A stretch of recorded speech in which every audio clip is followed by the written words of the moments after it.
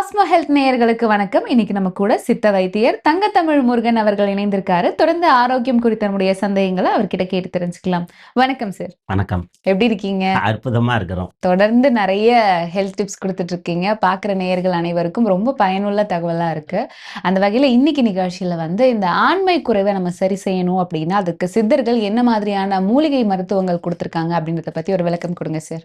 இந்த ஆண்மைங்கிறது ஆண்களுக்கு மட்டும்தானா பெண்களுக்கு மட்டும்தானா அப்படின்னா 2 பேர்த்துக்குமே இருக்கும். பெண்மைக்கும் அது மாதிரி தாதுக்கள் இருக்கும், ஆண்களுக்கும் இருக்கும். அப்போ இந்த 2 பேர்த்திட்ட ஒரு ப்ளஸ் மைனஸ் எர்த்து மெயின் அப்படி சொல்கிறோம் இல்லையா, அந்த மாதிரி 2மே மிங்கிள் ஆகணும்.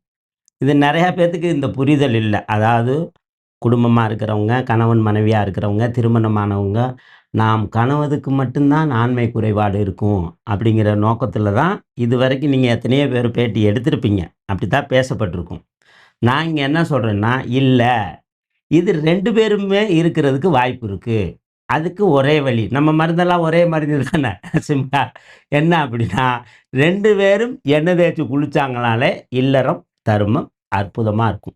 என்ன சார் ஆண்மை குறைவுன்றது எவ்வளவு பெரிய பிரச்சனை? ரொம்ப சிம்பிளா என்ன தேய்ச்சி நீங்க பாத்தீங்க. அதுக்கு தான் நான் உடைக்கிறேன். நான் சொல்லப்பட்டது நான் சொல்றது இல்ல, போகர் அதுல எழுதியிருப்பார், திருமூலர் எழுதியிருப்பார், எல்லா நூல்கள்லையும் இது இருக்கும். ஆனால் யாருக்கு எது மெமரியில் ஸ்டோரேஜ் ஆகுதோ அந்த எக்ஸாமில் தான் அவன் நம்பர் 1 வருவான். சில பேர் கணக்கில் வருவான், சில பேர் ஆங்கிலத்தில் வருவான், வரலாறில் வருவான், இல்லைங்களா? அந்த மாதிரி நம் கண்ணுக்கு தெரியக்கூடிய கொக்க கோகம்னு ஒரு புக்கு இருக்குது. இந்த கொக்க கோக சித்தருங்கிறவர் இல்லற தர்மத்தை பற்றி சும்மா பிரித்து மேய்ஞ்சிருக்கிறார். அதுக்கப்புறம் சமீப காலத்தில் டாக்டர் நாகி நாராயண ரெட்டின்னு சொல்லி பெங்களூரில், இதெல்லாம் இதில் மீறின விஷயம். இந்த இல்லற வாழ்க்கைக்கும் இந்த ஆண்மை குறைபாட்டுக்கும் ஆண்கள் மட்டுமே காரணம் இல்லைங்கிறத உறுதிப்படுத்தியிருக்கிறாங்க. அதைத்தான் நாம் நம்மளுடைய சேனல் மூலமாக இதை பதிவு பண்ணுற தைரியமாக. என்ன அப்படின்னா, ஆண்மை குறைபாடுங்கிறது ஆணுக்கு மட்டுமல்ல, பெண்ணாலையும் ஆண்மை குறைபாடு ஏற்படுகிறது. அது எப்படி சார்? இங்கே இருக்கக்கூடிய பெண்களுடைய தேகத்தில் ஒரு விதமான குளிர்ச்சி இருக்கணும், ஒரு விதமான ஹீட் இருந்தால் சீக்கிரமாக இழுத்துரும். இது கவனிக்க வேண்டிய விஷயம். எண்ணெய் தேய்ச்சி குளித்தால் 2 பேருக்கும் பாடி கூலிங் ஆகி 2 பேர்த்துக்கும் அந்த தாதுக்கள் அதிகமாகி 2 பேர்த்துக்கும் டைமிங் கிடச்சி 2 பேர்த்துக்கும் சந்தோஷமாக இருப்பார்கள். ஓகே, இந்த எண்ணெய் தேய்ச்சி குளிக்கிறதுல நிறைய சந்தேகம் இருக்கு சார். எந்த எண்ணெய் தேய்க்கணும், எந்த நாளில் தேய்க்கணும், எவ்வளோ நேரம் வச்சிருக்கணும், என்ன கிழமையில தேய்க்கணும். ஸோ இது தேய்ச்சி குளிச்சா எங்களுக்கு சளி பிடிக்குது, இப்படி தொடர்ந்து நிறைய பேர். ரைட்டு, நல்ல கேள்வி கேட்டீங்க, சூப்பர். எண்ணெய் தேய்த்து குளித்தால் ஆண்மை பெருகுங்கிறது நாம தான் சொல்லியிருக்கிறோம். ஆணும் குளிக்கணும், பெண்ணும் குளிக்கணும். பெண்களுக்கு வெள்ளிக்கிழமை, அதுக்கப்புறம் செவ்வாய்க்கிழமை கொடுத்துருக்குறாங்க சித்தர்கள் சொன்னது. இந்த பக்கம் ஆண்களுக்கு சனிக்கிழமை, புதன்கிழமை. இதில் என்ன அப்படின்னா 2 பேர் எண்ணெய் தேய்ச்சி குளிக்க தன்னுடைய பாடியில் ஒரு விதமான குளுமை ஏற்பட்டு இவங்களுடைய இல்லறத்துக்கு தேவையான சகல விதமான சந்தோஷங்கள், ஆனந்தங்கள் கிடைக்கும். ஓகே, இந்த எண்ணெய் தேய்த்து குளிக்கும் முறை பற்றி சொல்லுங்க சார். எந்த எண்ணெய் சளி பிடிக்குது அப்படின்னு கேட்குறீங்க இல்லையா? ரொம்ப பேர் இதையும் நம்ம நேயர்கள் புரிஞ்சுக்கல. நாம் எண்ணெய் தேய்த்து குளித்தால் சளி பிடிக்குது அப்படிங்கிறது தவறான பதில். நாம் எண்ணெய் தேய்த்து குளித்தால் சளியே வெளியே தள்ளுகிறது சரியான பதில். இப்போ நாங்கள்லாம் அப்படி தான் நினச்சோம். எங்கள் அம்மா எண்ணெய் தேய்ச்சி விடுவாங்க, நச்சு நிச்சுன்னு 10 தும்மல் போடும். உடனே எங்கள் அப்பா கேட்பாரு, ஒத்துக்கல அப்படின்னு. உடனே எங்கள் பாட்டி சொல்லுவா, ஒத்துக்கலைன்னு சொல்லாதப்பா, உள்ளே இருக்கிற டஸ்ட்டு, லங்ஸில் இருக்கிற கழிவுகள் தும்மல் மூலமாக வருது அப்படின்னு. எண்ணெய் தேய்ச்சி குளித்தாலோ, மோர் குடித்தாலோ, மழையில் நனைஞ்சாலோ, பச்சை தண்ணியில் குளித்தாலோ நமக்கு நச்சு நச்சுன்னு தும்மல் வருகிறது அப்படி என்றால் உள்ளே இருக்கிற சளியை வெளியே தள்ளுகிறது. இப்போ ஆல்ரெடி இந்த சைனசைட்டிஸ் பிரச்சனை இருக்கிறவங்க அவங்களுக்கெல்லாம் இன்னும் அதிகமாகுதுன்றாங்களே? அதிகமாகிறது இல்லை, எல்லாருமே அப்படி நினைக்கிறோம். அதிகமாகிறது இல்லை, உள்ளே இருக்கிற கழிவுகளை வெளியேற்றுறப்ப ஒரு ப்ராசஸ் அதிகமாக தெரியும். ஒரு வாரத்தில் பார்த்தீங்கன்னா உடம்பு நல்லாயிருக்கும். ரொம்ப பேர்த்துக்கு அது புரியலை. இப்போ ஆஸ்துமா பேஷண்ட் இருக்காங்கல்ல, ஆஸ்துமா பேஷண்ட்டு, முட்டி வலி, முழங்கால் வலிக்காரங்க இருக்கிறாங்க. இவங்களை 10 நாள் நடக்க சொல்லுங்களேன், ஆஸ்துமா குணமாயிரும்.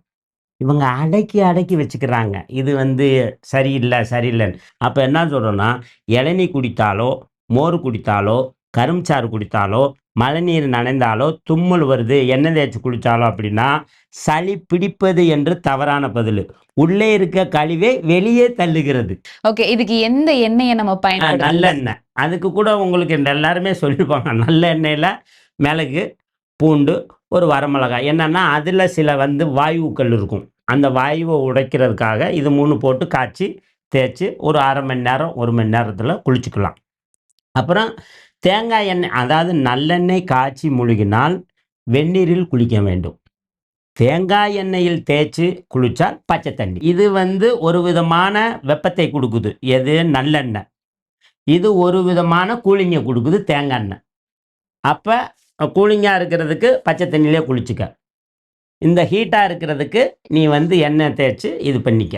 உலகத்தில் அழகாக இருக்க, இளமையாக இருக்க, யோகமாக இருக்க, நோயில்லாமல் வாழ, நீண்ட நாள் வாழ, என்றென்றும் சந்தோஷமாக இருக்க என்ன தெரியுங்களா? ஆயுள் பாத். ஆயுள் பாத் உன் ஆயுளை காப்பாத். ஓகே. இப்ப இந்த எண்ணெய் தேய்ச்சு குளிக்கிற முறை அப்படிங்கிறது நம்ம இப்ப மறந்தே போயிட்டோம் அப்படின்னு சொல்லலாம். பொதுவா எண்ணெய் தேய்க்கிறது அப்படின்னாலே ஒரு 1 ஸ்பூன் எண்ணெய உச்சந்தலையில வச்சு அதோட நம்ம முடிச்சுக்கிறோம். இந்த எண்ணெய் தேய்க்கிறது எவ்ளோ அளவு நம்ம ஒரு ஆள் எடுத்துக்கணும்? இது உடம்பு முழுக்க தேய்க்கணுமா? இல்ல தலையில மட்டும் தேய்ச்சா போதுமா? நல்ல கேள்வி கேட்டீங்க. அதாவது வந்து எண்ணெய் ஆயில் பாத்தா எடுக்கிறவங்க காய்ச்சி எடுக்கிறப்போ ஒரு 50 மில்லி வேணும். பாடி ஃபுல்லா. இன்னைக்கு நான் போற வேகத்துல வந்து அதுக்கெல்லாம் நேரம் இல்லைன்னா, அன்றாட வெரி சிம்பிள். அன்றாட ஒரு 10 மில்லி எடுத்து தலைக்கு அப்ளை பண்ணிட்டு, தொப்புள்ள வச்சுட்டு, கண்ணுல வச்சுட்டு, ஒரு 1/2 மணி நேரம் நீங்க எல்லா வேலையும் பார்க்கலாம். அதுக்கப்புறம் குளிச்சுட்டு அப்படியே போகலாம். இந்த ஆண்மை குறைவுக்கு வந்து எண்ணெய் தேய்ச்சாலே ஆண்மை பெருகுன்னு சொல்லிட்டேன். பாடிய வந்து நாம ஒரு விதமான வெப்பத்துல இருந்தால், நல்லா புரிஞ்சுக்கணும். ஆணும், பெண்ணும் ஒரு விதமான வெப்பத்துல இருந்தால், இருவருக்கும் முழுமையான சந்தோஷம் கிடையாது. ஓகே. இப்போ இந்த எண்ணெய் தேய்த்து குளியல் முறை இந்த ஆண்மை குறைவுக்கு ஒரு நல்ல தீர்வுன்னு நீங்க சொன்னீங்க. இதுல உணவு முறை எவ்ளோ முக்கியமான விஷயம்? உணவு முறை ஹோம் ரெமெடின்னு பார்த்தா, நம்ம வந்து முந்திரி, பாதாம், பிஸ்தா. இந்த முந்திரி, பாதாம், பிஸ்தா சும்மா சிம்பிளா ஒரு 50, 50 கிராம் வாங்கி, ஒரு நல்ல கணவனுக்கு நல்ல மனைவியோ, மனைவிக்கு நல்ல கணவனோ 2 பேத்துக்குமே இந்த ரெமெடி பொருந்தும். வாங்கி நல்லா காய போட்டு, இத பவுடர் பண்ணி வச்சுக்கிறணும். இத பவுடர் பண்ணி வச்சுட்டு, ஒரு ஸ்பூனு காலையில 5 கிராம், சாயங்காலம் 5 கிராம் போட்டு பால்ல குடிச்சிட்டு வந்தாங்கன்னா, இவங்க 2 பேருக்குமே வந்து தேக பலம், தேக ஆரோக்கியம். நீங்களே நெனச்சு பாருங்க. பாதாம், முந்திரி, பிஸ்தா, சாரைப்பருப்பு, வாசனைக்காக ஏலக்காய். இத வந்து அவங்களுக்கே தெரியும். கொஞ்சம் பேரிச்சம்பழமும் வச்சுக்கலாம். இப்படி சாப்பிட்டுட்டு வந்தாங்களே, ஆண்மை பெருகிருமே! ஆனா கொலஸ்ட்ரால் அதிகமாகுமா சார் இது சாப்பிட்டா? நல்லா கேட்டீங்க. இந்த கொலஸ்ட்ரால், சுகரு, உப்பு இதெல்லாம் எல்லாத்துலயுமே நல்லது, கெட்டது இருக்குங்க. நாம் நல்ல உணவுகளை தின்னு வரக்கூடிய கொலஸ்ட்ரால் நல்ல கொலஸ்ட்ரால். அப்ப இங்க ஏற்படக்கூடிய கொழுப்பா இருக்கட்டும், சுகரா இருக்கட்டும் எல்லாத்துலயும் நல்ல பொருளா, கெட்ட பொருளா? அப்ப நாம் நல்லவைகளை சாப்பிட்டு சேர்க்கக்கூடிய பொருள் நல்ல பொருள். ஓகே. இப்போ இத வீட்ல இருந்தபடியே நம்ம வேற என்ன மாதிரியான பொருட்கள வச்சு இந்த ஆண்மை குறைவ சரி செய்யலாம்? ஆண்மை குறைவுக்கு பார்த்தீங்க அப்படின்னாக்கா, அமுக்குரா பவுடர் 50 கிராம், யானை நெரிஞ்சல் 50 கிராம், பூனைக்காளி விதை 50 கிராம். அதுக்கப்புறம் பார்த்தீங்க அப்படின்னாக்கா, நம்மளுடைய கடுக்காய் ஒரு 25 கிராம். அப்புறம் பூசணி விதை ஒரு 50 கிராம், வெள்ளரி விதை 50 கிராம், முள்ளங்கி விதை 50 கிராம். இதெல்லாம் ரொம்ப எளிய விஷயங்க. அதுக்கப்புறம் வந்து முருங்கை பிசினு. முருங்கை இலை இல்ல, நேயர்களுக்கு மறுபடியும் முருங்கை பிசினு. இந்த முருங்கை பிசினையும் கலந்து காய வச்சு பவுடர் பண்ணிடுறோம். பவுடர் பண்ணி வெயில்ல போட்டு சலிச்சு எடுத்து வச்சுக்கிறணும். கொஞ்சம் அத நாம எடுத்து சாப்பிட்றப்போ ஒரு மாதிரி இருக்கும் துவர்ப்பா. அதுக்கு என்ன பண்றோம்? கல்கண்டு. அப்படியே துவர்ப்பாவும் எடுத்துக்கலாம், கல்கண்டும் எடுத்துக்கலாம். இந்த கல்கண்டு பவுடர தூக்கி 1 ஸ்பூன் போட்டு, இந்த பவுடர் 1 ஸ்பூன் காலையில சாப்பிடுறாங்க. அந்த பக்கம் பாதாம், முந்திரி, பிஸ்தா இருக்கு. அது இரவுல சாப்பிடுறாங்க. இந்த பக்கம் மனைவி சாப்பிட்டுட்டு இருக்கிறா. அந்த பக்கம் கணவன் சாப்பிட்டுக்கிட்டு இருக்கிறாங்க. தன்னுடைய அஸ்த தேகத்தை சுத்த தேகமாக மாறுகிறது. அதுக்கப்புறம் அந்த இல்லற தாம்பத்தியம், ஆண்மை குறைவில்லாமல் நடக்கிறது. இத விட என்ன வேணும்? ஓகே. இது எவ்ளோ நாள் எடுத்துக்கணும் சார்? ஒரு மண்டலம். 48 ஒரு மண்டலம். குழந்தைகளுக்கு வேணும் அப்படின்னா, அதுக்கு வேற மாதிரி. குழந்தைகளுக்காக நாம வந்து ரெடி பண்றோம். கருத்தரிக்குன்னா அதுக்கு வேற மாதிரி இருக்கணும். இப்ப இதுவே வந்து எடுக்குறாங்க அப்படின்னா, குறைஞ்சபட்சம் ஒரு 21 நாள் அவங்க தேகத்துல செலுத்திறணும். அதுக்கப்புறம் தான் அவங்க அந்த வாழ்க்கைக்கு போகணும். இது வந்து ஒரு சின்ன ரெமெடி. அப்புறம் உணவுகள் அப்படின்னு பார்த்தா, இது வந்து ஒரு ரெமெடி சொல்லிட்டோம். உணவுகள் அப்படின்னு சொல்லி பார்த்தாக்க, முருங்கைக்கீரை. இந்த முருங்கைக்கீரை, முள்ளங்கி, சொரக்கா, வெண்பூசணி, சிறுகீரை, அரக்கீரை, வெந்தயக்கீரை இவைகளை எல்லாமே தாதுக்களை அதிகப்படுத்தும். பசை உள்ள கீரைகள். அந்த கடவுள் எல்லாத்துலேயுமே ஒரு முடிச்சு போட்டு வச்சுருப்பான். எது பசையாக இருக்குதோ அந்த பசை நமக்கு தேவை. அந்த பசை எல்லா ஜாயிண்ட்லேயும் இருக்கும். அந்த இல்லறத்துக்கு தேவையான சகல விதமான வஸ்துகளும் சகல விதமான விஷயங்களும் அதில் இருக்கும். சாதாரண ஒரு விஷயம், கொட்டைப்பாக்கு கொழுந்து வெத்தலை பாட்டு கேட்டிருப்பீங்க.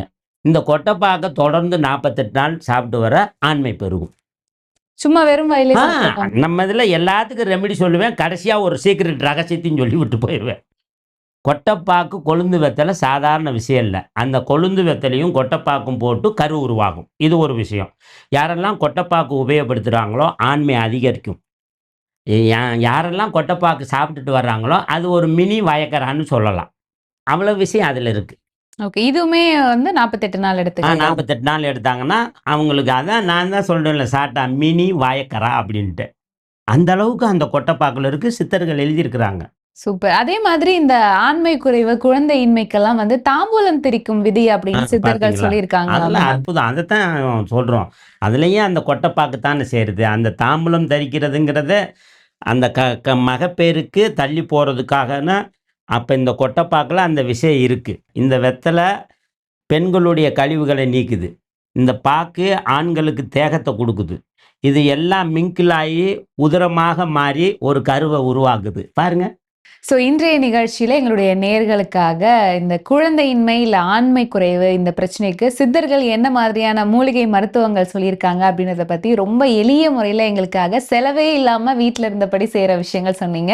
ரொம்ப நன்றி சார். நன்றி.